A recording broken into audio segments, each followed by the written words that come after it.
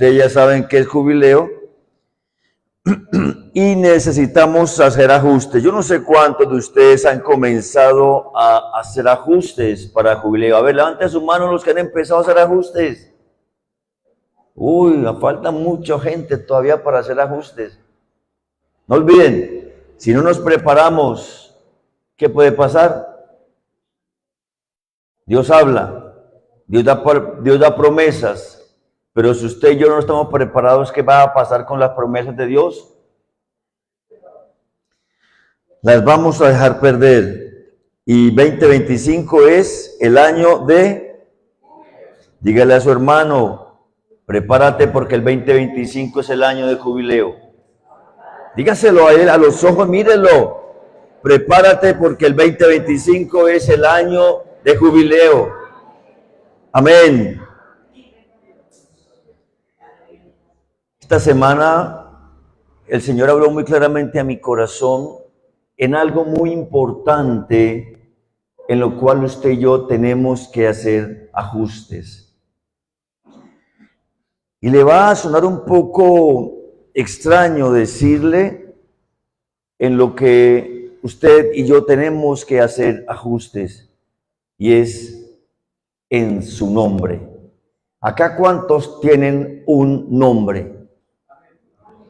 Si a uno le preguntan cuál es su nombre, Juan Carlos Triana Lozada. ¿Es cierto o no? Por eso, en esta mañana trataremos de terminar esta reflexión que he traído para ustedes. Y hoy haya transformación de nombres. ¿Cómo así, pastor? Vamos a mirar. Por favor, vaya conmigo a San Juan, capítulo 1, verso 42. San Juan, capítulo número 1, verso número 42. Estamos ahí, San Juan, capítulo 1, verso 42. Dice la palabra de Dios: y le trajo a Jesús. Y mirándole Jesús dijo: tú eres Simón, hijo de Jonás. ¿Qué dice después? ¿Qué dice después el texto? Tú serás llamado Cefas, que quiere decir Pedro. Señor, gracias por mi nombre. Gracias por el nombre que cada uno de tus hijos tiene. Y estamos seguros, Señor, que por ese nombre vivimos, por ese nombre existimos, por ese nombre servimos y somos quienes somos. Oro, Espíritu de Dios, que tu palabra cobre vida hoy, que hagas una obra transformadora en cada uno de nosotros. Nos humillamos ante tu presencia, Señor, reconociendo que tu nombre es sobre todo nombre, que no hay un nombre en los cielos, ni en la tierra, ni debajo de la tierra como tu nombre, ante el cual toda rodilla se doblará y confesará ese nombre, que Jesucristo es el Señor, para gloria de Dios Padre. Amén y amén. Denles aplauso al Señor, hermano.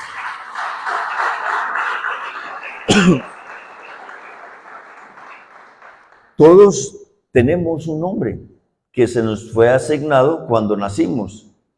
Ese nombre fue registrado en una notaría. Y siempre a ese nombre respondemos desde la niñez, cuando papá y mamá nos llaman, en la escuela o colegio cuando se nos llama en la lista, cuando crecemos y tenemos un trabajo, un negocio, profesión, empresa, y siempre que escuchamos ese nombre, ¿usted qué hace? Usted una vez, yo estaba en un metro en Madrid, España, escúchenme bien, esperando el metro. Cuando escucho por allá entre la multitud que había para subirse al metro, Pastor Juan Carlos Triana, un grito por allá. Uno escucha su nombre y reacciona. Que alguien en otro país, que es la primera vez en esa época que visitaba, le llame por su nombre, ¡wow! ¡Qué sorpresa! Por lo tanto, el nombre tiene mucho que ver con la esencia del ser humano, con su personalidad, con su desempeño, con su parte mental, emocional, física, espiritual. El nombre viene adherido a la esencia del ser humano, a su carácter, a su personalidad, de pronto repetí, aún a su espiritualidad. Para los latinos y en este mundo occidental, puede ser que el nombre no sea tan representativo, no sea tan significativo como para los hebreos. A usted le pusieron Filomena por alguna cosa. ¿Ah? Porque ese día en el almanaque Bristol era el nombre de la Virgen Filomena. A usted le pusieron Juan David o Juan Carlos. No, mejor me quedo con Juan Carlos, me gusta más. Porque ese día el sol resplandecía. Porque ese día los ángeles comenzaron a cantar más temprano. Porque ese día Dios aplaudía en el cielo porque iban a ser Juan Carlos. Pero eso es el nombre que me chantaron, Juan Carlos. Mi papá pensó por qué me puso ese nombre, o mi mamá no, simplemente se les ocurrió, así como el nombre suyo. Porque como dije, para los occidentales el nombre no tiene un significado espiritual, emocional ni relacional. Para los hebreos sí. Y leí una historia de un hombre que estaba en París y ya en su salida, el último día, quería comprar un regalo para su esposa y entró a una tienda de artículos usados y vio un lindo collar. ¿Cuánto vale? Le dijeron, vale $10. Bueno, barato, y le pareció bonito, lo empacó y se lo llevó a su esposa, regresó. Pero cuando estaba en la aduana, ya en Estados Unidos, en el aeropuerto le tocaba reportarlo porque viene un artículo que entra de otro país, hay que reportarlo. Y cuando va a mirar la taxa, o sea, los impuestos por ese collar, $1,000. Pero si lo compré en $10, ¿cómo así que $1,000 me toca pagar de impuestos para que ese collar entre a Estados Unidos? Y le llamó la atención, ¿por qué tan costoso solamente los impuestos para que ese collar entre a Estados Unidos? Antes de entregárselo a su esposa, fue donde un joyero especializado, amigo, y cogió el collar en un microscopio especial y comenzó a observar su amigo joyero y le digo, te doy ya $10,000 por ese collar. ¡Guau! ¡Qué collar que me costó apenas $10! Ahora me dan $10,000. Y dijo, no, yo me lo guardo. Y fue donde otro amigo que tenía un taller de joyería mucho más especializado, unos aparatos más especializados, y revisaron el collar y le dijo, yo te doy $20,000 por ese collar ya. Digo, wow, $20,000 y me costó apenas 10, bueno, 1,010 con los impuestos. Y le digo, bueno, aquí entre nosotros, ¿por qué ese collar vale tanto? Y lo volteó por la parte del dorso de una medida que tenía y decía, permítame, yo leo la expresión literal que decía, de Napoleón para Josefina.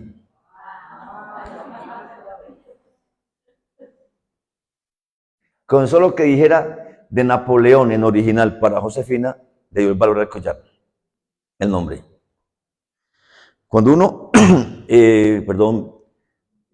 a los que de pronto les gusta un poquito de obras de arte, llámese en escultura, llámese en pintura, lo que sea, ¿qué es lo que hace la diferencia entre una obra y otra? ¿Qué es lo que le da valor a una obra frente a otra? Ah, yo me pinto un cuadro, hermano, son unos lienzos, hermano, que eso valen millones de dólares. Pero póngalo frente a uno de Botero a ver qué le pasa a mi cuadro. Pero si el cuadro dice Botero, si la escultura dice Miguel Ángel, si el cuadro dice Da Vinci, de acuerdo al nombre que tenga esa obra, tiene un valor, ¿verdad? Uno escucha a veces por televisión que se ofertan, ¿cómo se llama? Se hacen subastas de obras, cuadros, pinturas, de todo, y comienzan la puja y en un momento, por solamente tener el nombre de un gran artista, Eso llega a millones de dólares. No sé gente cómo hace para invertir tantos millones de dólares en una obra de arte solo por un nombre. Si las mías quedan más bonitas. Mira, nunca he pintado. De pronto dibujé en la niñez, pero no pintar. Pero sí, el nombre hace la diferencia. En Apocalipsis 2:17, si me ayudan a buscar algunos textos, otro busca 3:12, Apocalipsis 3:12, otro busca Apocalipsis 14:1, el primer texto Apocalipsis 2:17, si alguien lo encontró me ayuda. El que tiene oído, oiga lo que el Espíritu dice a las iglesias. Al que venciere, daré a comer del maná escondido, y le daré una piedrecita blanca, y en la piedrecita blanca escrito un nombre nuevo, el cual ninguno conoce, sino aquel que lo recibe. Y en el capítulo número 3, verso 12, dice, al que venciere, yo le haré columna en el templo de mi Dios, y nunca más saldrá de allí. Y escribiré sobre él el nombre de mi Dios, y el nombre de la ciudad de mi Dios, la nueva Jerusalén, la cual desciende del cielo de mi Dios. ¿Y qué más dice ahí? Y mi nombre nuevo. Y en el capítulo 14, verso 1, si alguien lo tiene, 14:1.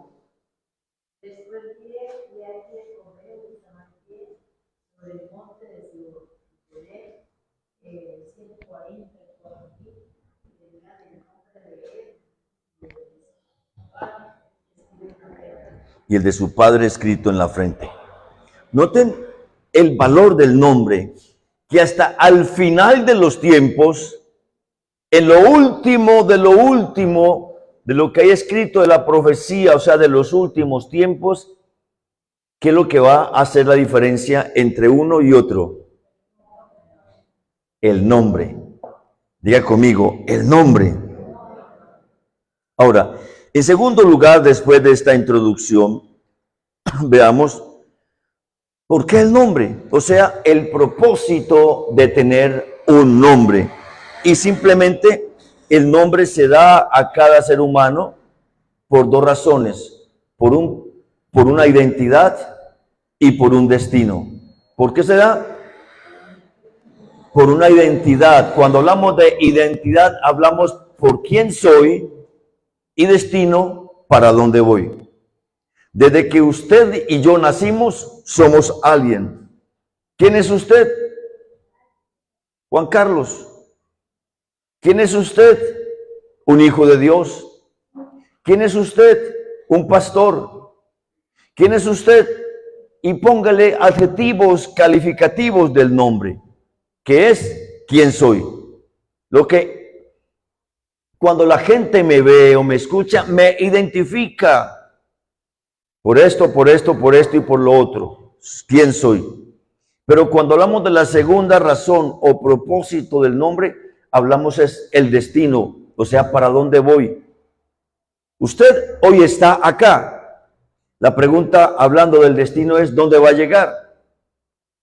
Usted hoy hace lo que hace. Pero la pregunta es mañana, ¿qué estará haciendo? La pregunta, usted hoy tiene algo. La pregunta es mañana, ¿qué va a tener? Si me estoy haciendo entender. Identidad y destino. Por ejemplo, Simón, hijo de Jonás. La Biblia, cuando hablamos del quién soy, nos da múltiples cantidad de textos bíblicos donde nos expresan la identidad. Comenzando con la persona con que voy a estar hoy hablando bastante, es ¿quién? Simón. Y le ponen hijo de Jonás. Jesús, hijo de David. Josías el rey, hijo de David. Saúl, hijo de Cis. La mayoría de los personajes bíblicos en la Biblia, cuando se comienza a hablar de ellos, también va la expresión hijo de y si no hubo un padre representativo, simplemente dicen, y su madre fue Gedida, por ejemplo. No dije con O, dije con E, Gedida. Para que no decir que el pastor dijo que la mamá era judía. No, Gedida, así llama literalmente una de tantas mamás importantes en la Biblia. Y esa Amanda se ríe, ya sabe por qué. ¿Por qué rezó? Porque es importante para los hebreos escribir en sus biografías o autobiografías, cuando se describen quién soy, o sea, su identidad, el nombre de su progenitor. ¿Alguien me puede ayudar? ¿Por qué? Sencillo, porque el nombre de su progenitor marca la identidad de esa persona que nace. Porque Jesús le dice a Pedro, Simón, hijo de Jonás, 7 veces, Simón en diferentes ocasiones, Simón, hijo de Jonás, Simón, y así lo relaciona. ¿Quién sería Jonás? Habría que estudiar a Jonás, no el profeta, sino el papá de Simón Pedro. ¿Por qué es tan importante para el judío nombrar al padre de la persona que nace? Porque el padre es quien marca la identidad de una persona. El padre desde la misma concepción comienza a establecer de alguna manera las marcas de quien va a ser una persona desde el vientre, cuando nazca y cuando comience a crecer, como hasta los 7 u 8 años. ¿Quién es? ¿Quién es? Porque el padre es quien transfiere a esa personita cuando lo va a engendrar en su ADN, su emocionalidad, su intelectualidad y su voluntad. O sea, en la forma de pensar, la forma de sentir, la forma de actuar. En el ADN, cuando hay concepción, el padre transfiere al hijo ese carácter, esa forma de vida, esa estructura mental emocional en la vida de ese niño que está engendrando. Por lo tanto, la identidad de una persona se establece desde el mismo momento de la concepción por el padre. Simón, hijo de Jonás. Para mí, para nosotros los occidentales, no es tan importante que usted escriba de mí, Juan Carlos, hijo de Jorge Enrique. ¿Ha leído algún libro que diga en la introducción, al inicio, Alejandro, hijo de Orlando? ¿Cierto que no? Pero para ellos sí, porque ellos nos quieren enseñar a nosotros el asunto de la identidad.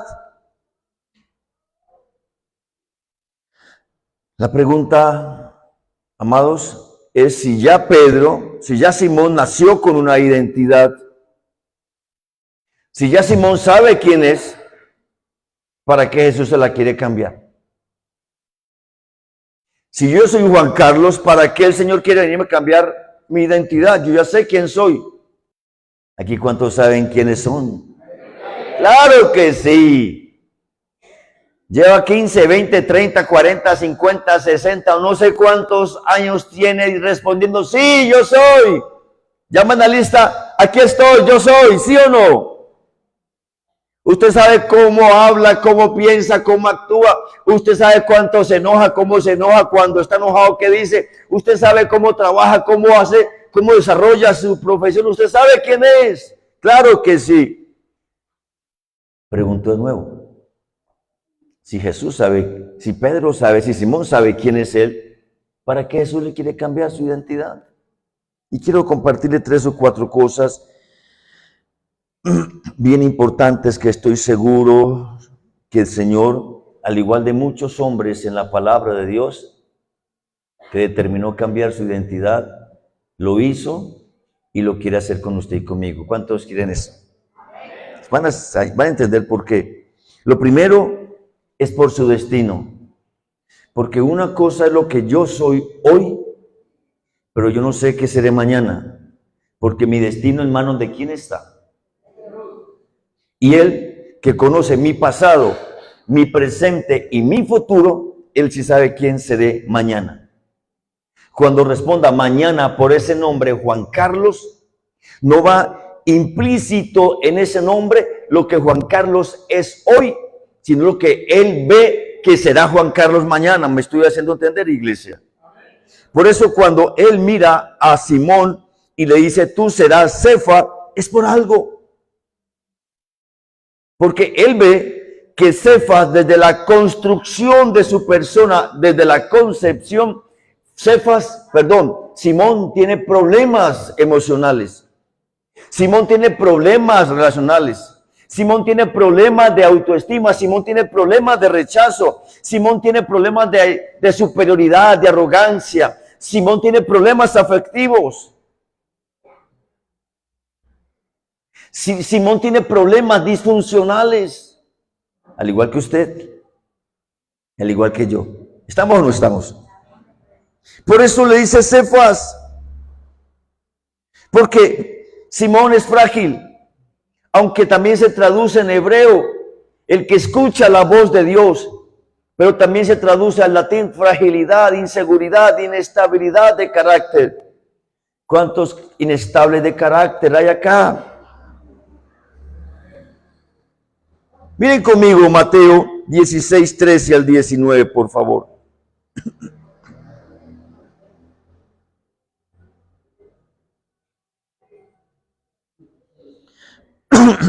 Perdón. Viniendo Jesús a la región de Cesarea de Filipo, preguntó a sus discípulos diciendo, ¿quién dicen los hombres que es el Hijo del Hombre? Ellos dijeron, unos Juan el Bautista, otros Elías y otros Jeremías o algunos de los profetas. Y les dijo, ¿y vosotros quién decís que soy yo? Respondiendo Simón Pedro dijo, tú eres el Cristo, el Hijo del Dios viviente. Jesús le respondió, bienaventurado eres Simón, hijo de Jonás, porque no te lo reveló carne ni sangre, sino mi Padre que está en los cielos. Y yo también te digo que tú eres Pedro. ¿Qué significa esto? Que Jesús está mirando, y en el versículo que sigue que no leí, cuando le dice que le dará las llaves del reino y un ministerio profético para el apóstol Pedro después, Jesús le está diciendo a Pedro, tú eres esto, pero vas a hacer aquello. ¿Recuerdan? Jacob, en Génesis 27, 27 al 29, no lo leamos, los que toman los textos bíblicos, escríbanlo. Génesis 27, del 27 al 29. ¿Cuál era el ADN de Jacob? ¿Cuál era el comportamiento de Jacob? ¿Qué significa el nombre de Jacob? El que suplanta, el que engaña, el que toma lo de otro con astucia. Y así vivió Jacob los primeros 20 años. Eso era lo que había en su ADN. Pero cuando tenía 40 años, Dios hace un proceso de transformación cuando se enfrenta con el ángel. Y le dice el ángel, ya no será llamado engañador. Ya tu vida no será caracterizada por el que roba, por el que quita, por el que miente, sino que será llamado Israel, padre de una nación. Otro ejemplo, Abraham. Su definición o su significado es palo o vástago seco. Aunque era un hombre empresario, aunque era multimillonario, aunque vivía en una tierra politeísta, pagana, pero tenía una familia. Pero la esencia de su nombre decía quién era, sin fruto. ¿Y qué nombre le da el Señor a Abraham? Abraham, padre de naciones. Sarai, la esposa de Abraham, incrédula y estéril. ¿Y cómo la convierte el Señor? ¿Qué nombre le entrega Dios a esta mujer? Sara, madre de multitudes o princesa. Jabes significa perseguido por el dolor. Y toda su vida vivió así hasta que tuvo un encuentro con el que cambia el nombre y le puso nombre nuevo, ilustre y más ilustre que sus hermanos. ¿Por qué Dios quiere cambiar el nombre? Porque el Señor mira a una persona y le dice, te llamarás. Es porque no en sí son semánticamente la palabra con sus letras del nombre que cada uno tiene, sino lo que representa en su esencia, lo que se ha construido hasta el momento del encuentro con el Señor en esa vida. Todos los seres humanos pensamos en un nombre. Todos los seres humanos pensamos en decir, yo quiero dejar un legado, yo quiero dejar una herencia. Que alguien cuando escuche en 30, 50 años y el pastor Juan Carlos no esté, digan el nombre de Juan Carlos para Sevilla fue avivamiento. Solamente un ejemplo. El nombre para Sebastián fue ganador de almas. El nombre para Rafael, visionario, soñador, hombre de reino, no sé. Pero sí estoy seguro que el Señor quiere ponerle un nombre nuevo. Y usted tiene que recibirlo de parte de Él. Entonces no solamente por su destino el Señor quiere cambiar el nombre y le cambia el nombre a Simón. En segundo lugar lo cambia por la misión que el Señor ha preparado para él. Vaya conmigo a San Lucas capítulo 5, verso 1 al 10. San Lucas capítulo 5, verso 1 al 10.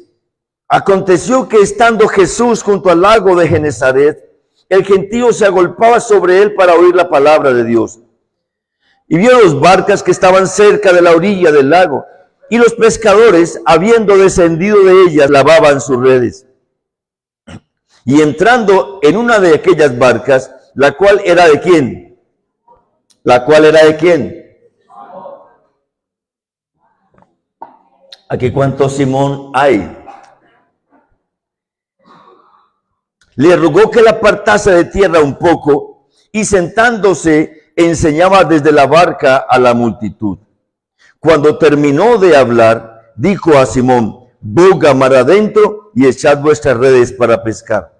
Respondiendo Simón, le dijo: maestro, toda la noche hemos estado trabajando y nada hemos pescado, mas en tu palabra, ¿qué dice? Echaré la red.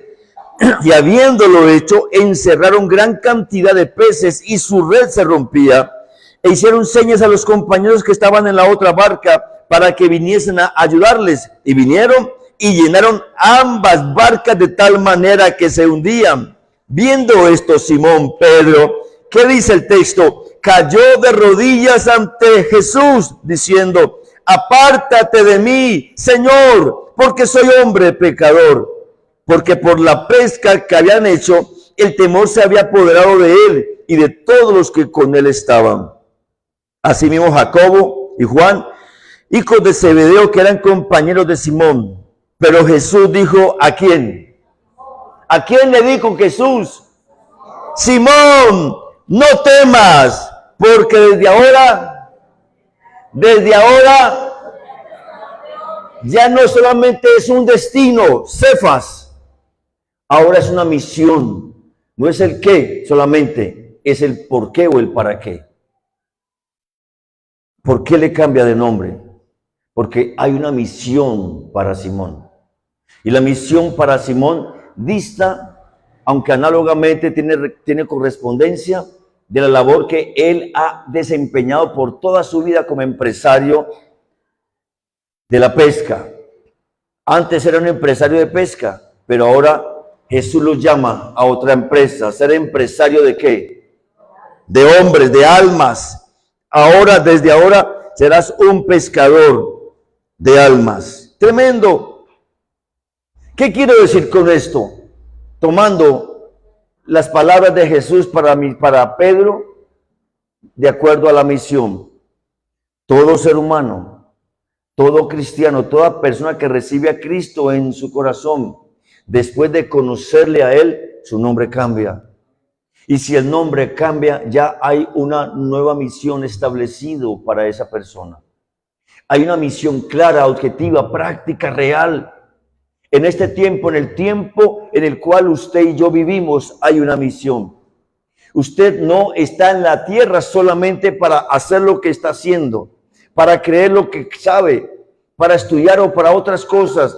Hay una misión más grande que su propia profesión, que su propio negocio, que su propia empresa. Hay algo más grande, más trascendente, más poderoso, más impactante. El lugar donde usted vive, la ciudad donde Dios le ha llevado o le ha puesto, es el lugar de su misión. Dios no le dijo a Pedro, sálgase de este lugar, váyase para otro país u otra ciudad, y yo tengo una misión para usted. No. Si usted está aquí o está allá o donde está, ahí le puso Dios para que cumpla una gran misión. ¿Cuál fue la misión de Dios para David? ¿Alguien sabe? Está declarado en la Biblia. Ser pastor para Israel. Pastoreó sus ovejas con amor.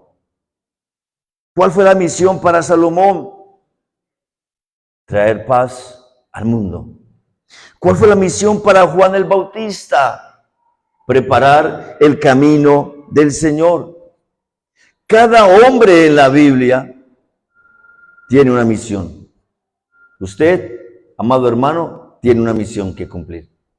Quiero que mire a su hermano a los ojos y le digas, tienes una gran misión para cumplir.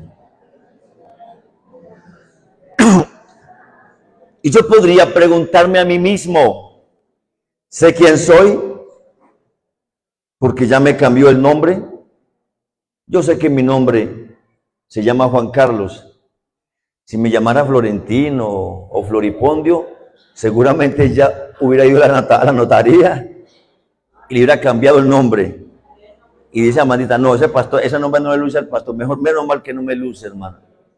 Y mucha gente se cambia el nombre porque no está de acuerdo con su nombre, porque su nombre es lesivo, porque su nombre es ofensivo, porque su nombre trae debilidad a su carácter, como muchos nombres. Y literalmente hay gente que después conocer, yo conozco cristianos, no pocos, que después de conocer el origen de su nombre, se lo han cambiado, porque espiritualmente su nombre no es correcto. Está bien, no hay problema. Pero todos tenemos un nuevo nombre, independientemente que su nombre siga siendo Juan Carlos, o Yolanda, o Sebastián, o Paula, o Ana Karina. Ese es su nombre de pila. Pero hay un nuevo nombre en usted, con el cual fue marcado. Y ese nuevo nombre, y con ese nombre, Juan Carlos, es que usted no entra al cielo. Usted entra al cielo con el nuevo hombre que Jesús estableció sobre su vida. ¿Me está creyendo? Usted entra al cielo con la marca del nuevo nombre que puso el Señor con su sangre en su vida. ¿Cuánto le dan gloria a Dios? Amén. Si le quiere aplaudir al Señor, apláudale, mi hermana. No le dé pena aplaudir al Señor. Amén. No solamente cambia el nombre por su destino, por la misión, sino que en tercer lugar, para ayudarlos a vivir su proceso de transformación.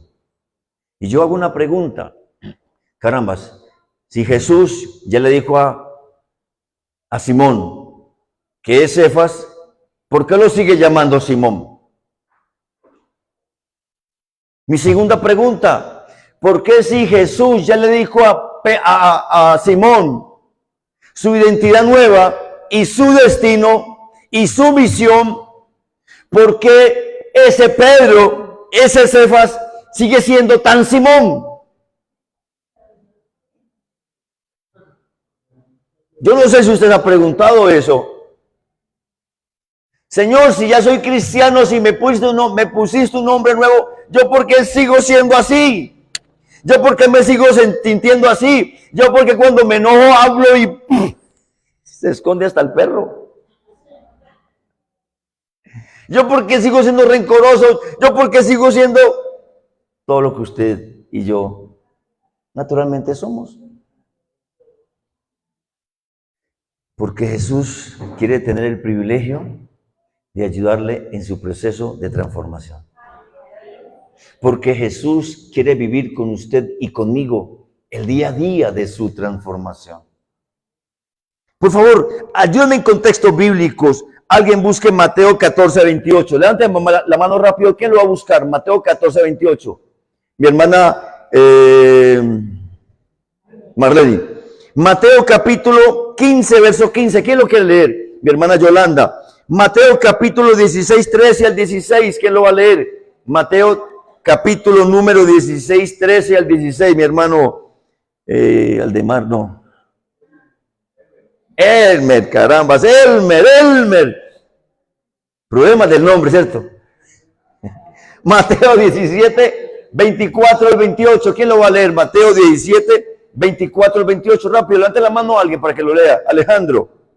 Otro busca Mateo 18, 21. ¿Quién lo va a leer? Mateo 18, 21. Levánteme la mano. ¿Quién lo va a leer? Rubén. Mateo 26, 23 al 25. ¿Quién lo va a leer? Otro que levante la mano. Mateo 23, 33 al 35. ¿Quién lo va a leer? Todos no, uno solo. Biblias, gloria. Los líderes son los más responsables de levantar sus manos. ¿Ok? Muy bien. ¿Qué dice Mateo 14, 28? Entonces le respondió Pedro y dijo: Señor, si eres tú, manda que yo vaya aquí sobre las aguas. Y ustedes conocen la historia. ¿Qué pasó? Pedro se bajó de la barca y caminó sobre las aguas. El siguiente texto, Mateo 15, 15. Señor, explícanos esta parábola después de que Jesús les da la parábola del sembrador. No entendía, explícanos la parábola. Mateo capítulo 16, verso 13 al 16. Viniendo Jesús a la región de Cesarea de Filipo, preguntó a sus discípulos diciendo: ¿Quién dicen los hombres que es el Hijo del Hombre? Ellos dijeron: unos Juan el Bautista, otros Elías, y otros Jeremías o alguno de los profetas. Él les dijo: ¿y vosotros quiénes sois? ¿Quién es yo? Respondiendo Simón Pedro, dijo: tú eres el Cristo, el Hijo de Dios viviente. Hasta el 23. Entonces le respondió Jesús: bienaventurado eres Simón, hijo de Jonás, porque no te lo reveló carne ni sangre, sino mi Padre que está en los cielos. Paremos ahí. ¿El siguiente texto quién le corresponde? Hágale, Alejandro. 17:24. Al 28. Al llegar a Capernaum vinieron a Pedro los que cobraban las 2 dracmas y le dijeron: nuestro maestro no paga las 2 dracmas. Él dijo: sí, y al entrar en casa, Jesús habló primero diciendo: ¿qué te parece, Simón? Los reyes de la tierra, ¿de quiénes cobran los tributos o los impuestos? ¿De sus hijos o de los extraños? Pedro le respondió: de los extraños. Jesús le dijo: luego los hijos están exentos. Sin embargo, para no ofenderles, ve al mar y echa el anzuelo, y en el primer pez que saques, tómalo, y al abrirle la boca hallarás un estratero. Tómalo y dáselo por mí y por ti. Ok. Estamos leyendo textos. Ahora hago como una generalidad con respecto a esos textos para entender explicar lo que quiero decir. Otro busque Mateo 18, 21. Otro busca, ¿quién va a buscar Mateo 18, 21? A ver, quiero más manos arriba. Rubén. Otro va a buscar Mateo 26, 23 al 25. ¿Quién lo va a buscar? Gloria. Muy bien. Otro va a buscar Mateo 26, 40. Mario. Otro va a buscar Mateo 26, 29 al 75. ¿Quién lo va a buscar? Mateo 26, 29 al 75. Juan David. Y ahora seguimos con otros textos. Sigan. ¿A qué le corresponde enseguida?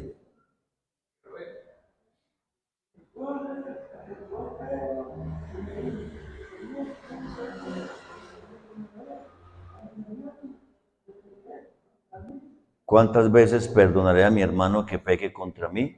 El siguiente texto, Mateo 26, 33 al 35. ¿A quién le correspondió? Por eso 26, 33 al 35. No, 33.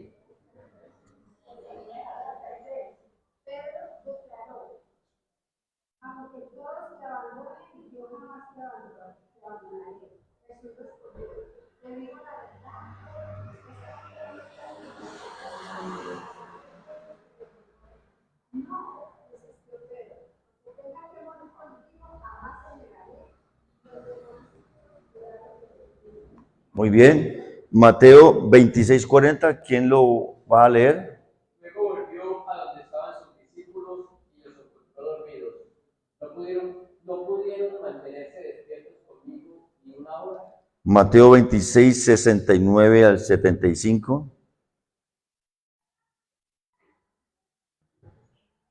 ¿Quién lo encontró?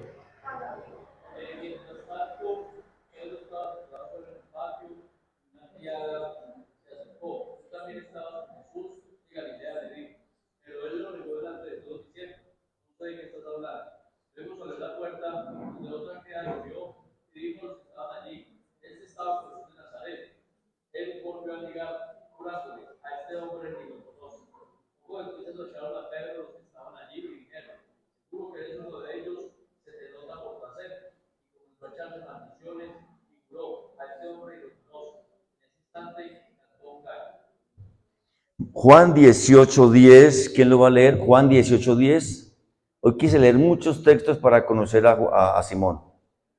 Juan 18:10, ¿quién lo va a leer? Allá Fernando. Juan 21:3. ¿Quién me ayuda con Juan 21:3? Paula. Juan 21:15 al 17. Juan 21, Amanda. Juan 21:15 al 17. Y el último, Juan 21:20 al 22. Ana Karina. Ok. ¿Qué dice Juan 18:10? Entonces Simón Pedro, que tenía una espada, la desenvainó e hirió al siervo del sumo sacerdote y le cortó la oreja derecha. Y el siervo se llamaba Malco. Juan 21:15 al 17. ¿Sí? Cuando acabaron de desayunar, Jesús dijo a Simón Pedro, Simón, hijo de Juan, ¿me amas más que esto? Sí, Señor, tú sabes que te quiero, le contestó. Pedro Jesús le dijo, apacienta mis corderos. Volviendo a decirle por segunda vez, Simón, hijo de Juan, ¿me amas? Sí, Señor, tú sabes que te quiero, le contestó. Pedro, Jesús le dijo, pastorea mis ovejas. Jesús le dijo por tercera vez, Simón, hijo de Juan, ¿me quieres? Pedro se estremeció porque la tercera vez le dijo, ¿me quieres? Y le respondió, Señor, tú lo sabes todo, tú sabes que te quiero, apacienta mis ovejas. Ok. Y mire Juan 21:20 al 22. Volviéndose Pedro vio que le seguían el discípulo que llamaba Jesús. Él dijo que en la cena se había recostado al lado de él. Le ha dicho, no, ¿quién es el que te ha entregar? Ok. Hay otro texto que quiero leer, que no les pedí que lo leyeran, Mateo 16:23.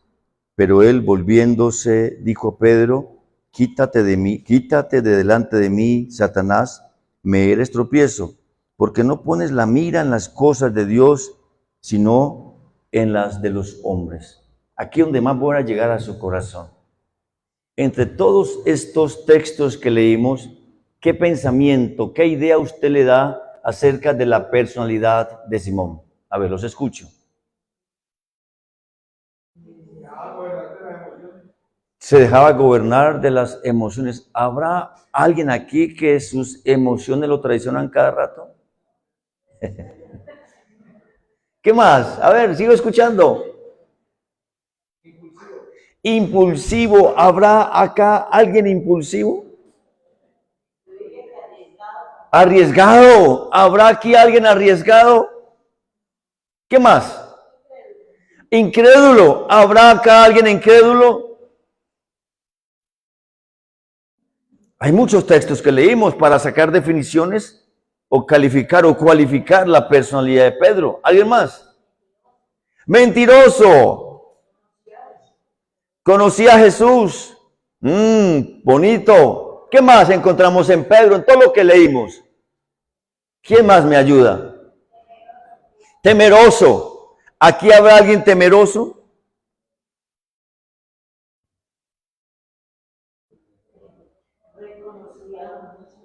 Rencoroso. ¿Cuántas veces perdonaré a mi hermano que peque contra mí? Eso, reconocía a Jesús, claro que sí. ¿Ustedes recuerdan uno de los discípulos de Jesús que era estadista, analítico, observador, escriba y que no perdía detalle ninguno de todo lo que Jesús hacía? ¿Y qué hacía Mateo antes de? ¿Y quién era Mateo para la gente? ¿Amaban los discípulos a Mateo? Antes de él lo odiaban. Y ahora también lo siguen odiando. Yo no sé, seguramente es especulativo o no, pero dicen algunos que esta expresión que dice Pedro con respecto a Jesús, ¿hasta cuántas veces tengo que perdonar a alguien que peque contra mí? Pedro se la estaba pensando en Mateo. Los que vieron la serie de Chosen o Los Elegidos, saben el enojo, el resentimiento que guardaba Pedro contra Jesús en la serie. Mateo vende a Pedro a los romanos. Y si Pedro no hace algo ilícito, los romanos lo van a matar. Mateo hace una cantidad de cosas ilícitas con respecto a Pedro, siendo Mateo cobrador de impuestos, porque esa era su función, esa era su profesión. Entonces parecía ser que Pedro estaba tan amargado y tan lleno de rencor contra Mateo, que por eso le dice a Jesús, ¿hasta cuántas veces perdonaré a mi hermano que pecare contra mí? Yo pregunto, ¿habrá alguien aquí rencoroso? ¿Habrá alguien aquí que le cueste perdonar? ¿Habrá alguien aquí que se molesta fácilmente cuando una persona no le gusta? Seguramente habrá más de uno, o habrán conmigo más de uno. Y me encanta hacerle preguntas a los textos. Siendo Pedro quien fue, ¿por qué Jesús no lo dejó? ¿Por qué Jesús no lo desechó? ¿Por qué Jesús siguió creyendo en él? ¿Por qué Jesús le dio una misión tan impresionante a un tipo tan inestable como Pedro? Pregúntenme a mí, si yo tengo un discípulo así, chao papá. Elmer, conmigo, fuera. Conmigo de lejos. ¿Le pasa a usted? ¿Nos pasa a nosotros? Que fácilmente separamos, desechamos, rechazamos la gente, hacemos excepción de personas porque no encuadran en mi persona. No son como yo quiero, los necesito. Uno quisiera que esos discípulos fueran, ¿cómo lo digo? Pupis. Como me dijo alguien en el Chocó, pastor, es que usted es como una fresita. Y yo, ¿eso qué es? Así me dijeron, usted es un pastor fresita. Y le dije a un misionero, a uno de los hermanitos de allá, le digo, ¿por qué? Pastor, es que usted es como todo, hermano, venga, yo lo abrazo y lo beso, venga, tranquilo. Uno quisiera que los discípulos fueran todos fresita, que los discípulos fueran todos así como uno los quiere ya, trabajaditos, bañaditos, limpiecitos, sanitos, sin problemas. Yo a veces le digo, Señor, dame mi cosecha, pero tráeme ya músicos, adoradores, gente que sepa, gente que yo no tenga que quemarle tiempo ahí, haciéndole sanidades, atendiéndole, perdiendo el tiempo. ¿Cierto que sí? Uno quisiera que en esa célula los discípulos fueran todos como, Ay, Señor, que no me causen problemas, que no se les rebote un demonio, que no se pongan a llorar, que no se pongan a gritar, que no se pongan a pelear. ¿Aló? Mi hermana linda, ¿en Miami pasa eso? ¿Cierto que no? En Miami no pasa eso, solamente aquí en Sevilla. ¿Por qué Jesús no desechó a Simón? Porque sabía que seguía siendo Simón hasta el día de su muerte. Porque la naturaleza del Simón no iba a cambiar de la noche a la mañana. Porque él dice que lo amó hasta el fin. Él siguió acompañándolo hasta el fin. Él siguió pastoreándolo hasta el fin. Él siguió edificándolo hasta el fin. Él siguió perdonándolo hasta el fin. Le dijo, apártate de mí, Satanás. Porque no tienes tu mirada puesta en las cosas de arriba, sino en las de los hombres. Wow. Jesús no se aguantó con Pedro. También le dijo, ¿cuánto eran 2 por 3? 5, mijo. ¿5 es? 8, creo que es mejor.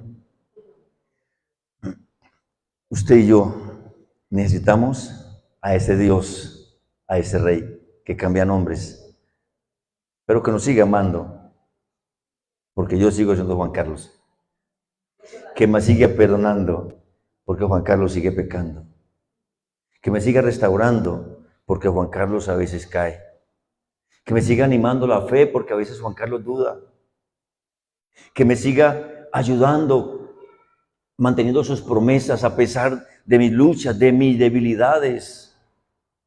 Yo necesito ese Jesús y por eso Él no me descarta. ¿Quién soy yo para descartar a alguien? ¿Quién soy yo para decirle a alguien, no quiero, no te quiero, vete, chao, adiós, no te quiero en mi grupo? ¿Quién soy yo para cerrar la puerta de alguien que está igual o peor que yo y que solamente necesita un Jesús en mí, quien tenga misericordia, que tenga paciencia, quien corra a su lado, que lo levante, que lo sacuda, que lo limpie, que seque sus lágrimas, que lo edifique, que lo perfeccione? ¿No creen que eso es lo que Jesús quiere que hagamos? Y en la medida que Pedro le embarraba, que hacía Jesús,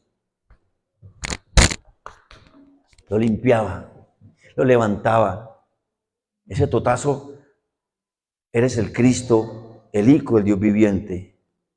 Pero al momentico Jesús comienza a decir, le da su destino y comienza a decir, voy a morir, va a pasar esto, va a pasar esto, va a pasar esto, va a pasar esto. ¿Y qué dice Pedro? No, ¿cómo le ocurre? Venga, Señor, usted y yo hablamos aquí solitos, que eso otro no lo escuche.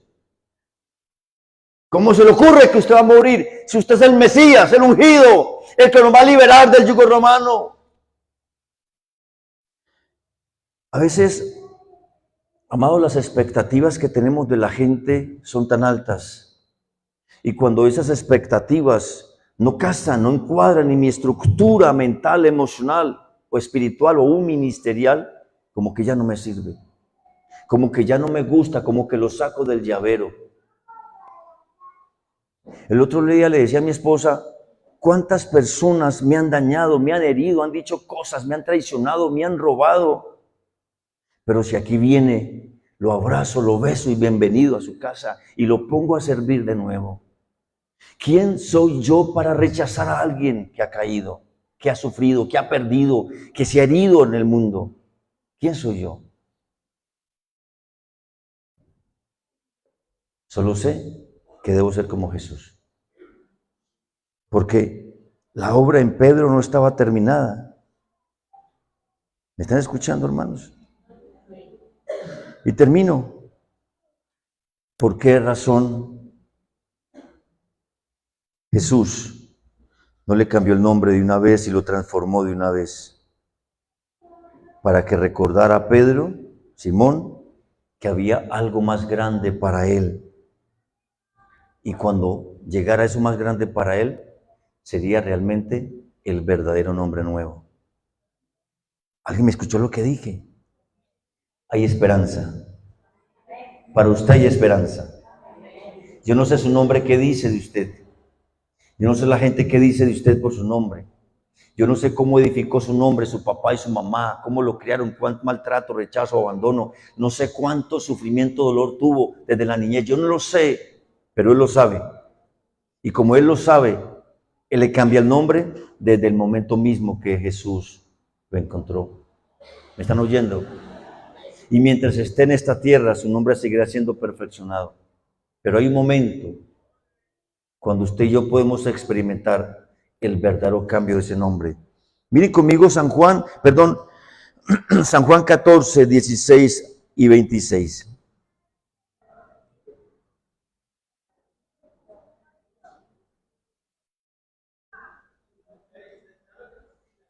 ¿Qué dice el San Juan 14, 16 y 26? Y yo rogaré al Padre, y os dará otro consolador, para que esté con vosotros para siempre. El verso 26, más el consolador, el Espíritu Santo, a quien el Padre enviará en mi nombre, Él os enseñará todas las cosas y os recordará todo lo que os he dicho. Hechos 1:8, pero recibiréis poder cuando haya venido sobre vosotros el Espíritu Santo, y me seréis testigos en Jerusalén, Judea, Samaria y hasta lo último de la tierra. Hechos capítulo 2, verso 2 al 4. Hechos capítulo 2, verso 2 al 4. Y de repente vino del cielo un estruendo como de un viento recio que soplaba, el cual llenó toda la casa donde estaban sentados, y se les aparecieron lenguas repartidas como de fuego, asentándose sobre cada uno de ellos, y fueron todos llenos del Espíritu Santo, y comenzaron a hablar en otras lenguas según el Espíritu les daba para que hablasen. Mira el versículo 14. Entonces Pedro, poniéndose en pie con los 11, alzó la voz y les habló: varones judíos y todos los que habitáis en Jerusalén, esto sea notorio y oíd mis palabras. Por favor, saltemos hasta el versículo 40. Y con otras muchas palabras testificaba y les exhortaba diciendo: sed salvos de esta perversa generación. Así que los que recibieron su palabra fueron bautizados, y se añadieron aquel día como 3,000 personas. Pregunto, ¿este es el mismo Simón? ¿Es el mismo Simón? No. ¿Es el mismo nombre? Ahora es Pedro. Ahora es Simón Pedro. Antes era Simón, hijo de Jonás. Ya no es Simón, hijo de Jonás, es Simón Pedro. El que conserva su identidad natural puede ser hijo de quien sea, no importa.